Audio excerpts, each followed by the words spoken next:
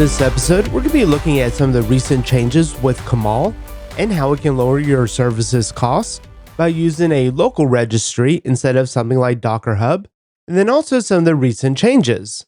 And I'm really excited about the local registry because the Docker Pro used to be $5 per month if you paid yearly, and now it's $9 a month, and it's including a lot of extra things that I just never took advantage of, simply because I didn't need it. And I really don't want to run my own registry simply because there are some nuances with that. One, from the way that I host, I usually enable the Cloudflare proxy or use a tunnel, which means my upload file sizes are limited to about 100 megabytes.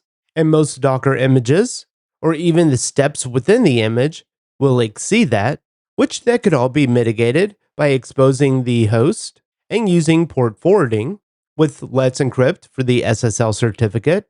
But then you also have to worry about the authorization and then also maintaining that server. And for the most part, the maintenance isn't that bad, keeping it up to date. But the main thing that you'll run into is the disk space, especially if you're grabbing a virtual machine that doesn't offer a lot of disk space, maybe 80 gigabytes. It's easy to forget about it, and then all of a sudden one day, you're no longer able to deploy because it ran out of disk space.